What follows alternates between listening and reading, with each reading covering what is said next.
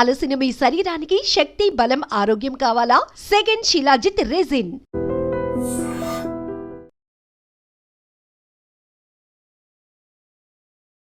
Welcome to ITM news. నిత్యం ఎన్నో road ప్రమాదాలు జరుగుతుంటాయి. చిన్న ప్రమాదమైనా సరే ప్రాణాలు కోల్పోవడం చూస్తుంటాం. అయితే నిన్న శుక్రవారం రోజు ఒక ఘోర ప్రమాదం జరిగింది. ఎంత పెద్ద ప్రమాదం అంటే ఒక డీసీఎం వ్యాను మరో వ్యాన్ని ఢీకొట్టింది. అది కలవట్ పైన. అంతటితో ఆగకుండా ఆ డీసీఎం వెనుకొచ్చే కారుని కూడా బలంగా గుద్దింది. ఈ యొక్క ఘటనతో ఆ కారు అమాంతం కలవట్ నుంచి 45 అడుగుల లోతు కాలువలో పడిపోయింది. ఇంకేముంటుంది, నుజ్జు అయిపోయింది.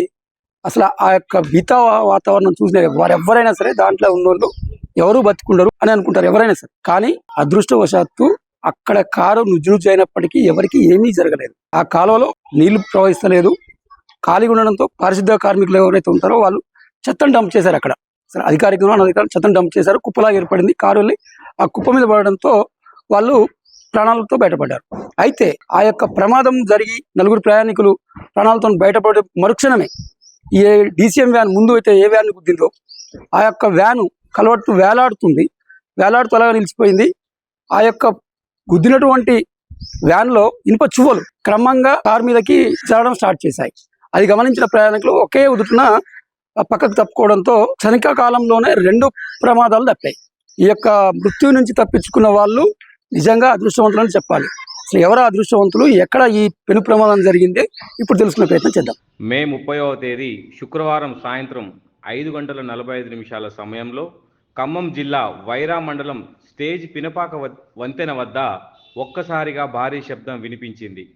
సమీపంలో ఉన్న వాహనదారులు, ప్రయాణికులు పరుగున కిందికి దిగి చూస్తే ఒక వ్యాన్ రైలింగ్ దాటుకొని వేలాడుతూ ఉంది. దానికి కొంత దూరంలో ఓ భారీ లారీ ముందరి భాగం వంతెనపై, వెనక భాగం వంతెన కింద వేలాడుతూ కనిపించింది. ఇంకొంచెం ముందుకెళ్ళి చూస్తే నుజ్జైన ఓ కారు ముద్దగా ఒక్క చోటుకు వచ్చి చేరింది. ఈ దృశ్యాలన్నీ చూసిన స్థానికులు ఒక్కసారిగా ఉలిక్కిపడ్డారు. కారు లోపల ఉన్న వారి కనీస ఆనవాళ్ళైనా ఉంటాయా అన్న అనుమానం వచ్చింది. అదృష్టం ఏంటంటే సినీ ఫక్కిని తలపించిన ఈ ప్రమాదంలో కారులో ఉన్న 5గురిలో 4 క్షేమంగా బయటపడ్డారు. ఒక వ్యక్తికి మాత్రమే స్వల్ప గాయాలయ్యాయి. ఖమ్మం నుంచి సత్తుపల్లి వైపు భారీ ఇనుప చువ్వలతో వెళ్తున్న లారీ వైరా మండలం స్టేజీ పినపాక వద్ద వంతెనపైకి ఎక్కుతూ ఎదురుగా కొబ్బరి బొండాలతో వస్తున్న వ్యాన్ను వేగంగా ఢీకొట్టింది. వ్యాన్ను ఢీకొడుతూనే దాని వెనుక వస్తున్న కారును ఢీకొట్టింది. ప్రమాద ధాటికి కారు 45 అడుగుల ఎత్తు నుంచి వంతెన కింద పడిపోయింది. లారీ కిందకు పల్టీ కొడుతూ నేలకు, వంతెన అంచులకు ఆనుకొని వేలాడుతూ ఉండిపోయింది. అందులోని ఇనుప చువ్వలు కారుపై పడ్డాయి. కొబ్బరికాయల వ్యాను వంతెన అంచున భాగంలో ఇరుక్కుపోయింది. అదృష్టవశాత్తు కారు పడ్డ భాగంలో మున్సిపాలిటీ చెత్త ఉండడంతో అందులో ఉన్న ఏపీ ఎన్టీఆర్ జిల్లా విసన్నపేట సమీపంలోని తెలదారుపల్లికి చెందిన మొగిలిశెట్టి రాజశేఖర్, గీతా దంపతులతో పాటు వీరి కుమారుడు తేజస్, కుమార్తె జ్యోతి స్వల్ప గాయాలతో బయటపడ్డారు. రాజశేఖర్ తండ్రి మొగిలిశెట్టి కోటేశ్వరరావు 2 కాళ్లకు బలమైన గాయాలయ్యాయి. గీత స్వగ్రామం వైరా మండలం రెబ్బవరం వెళ్లి వస్తుండగా ఈ ప్రమాదం చోటు చేసుకుంది. వీరంతా హైదరాబాద్ హయత్ నగర్లో నివాసం ఉంటున్నారు. లారీ డ్రైవర్ షేక్ సుబానీ క్యాబిన్లో ఇరుక్కొని గాయాల పాలయ్యాడు.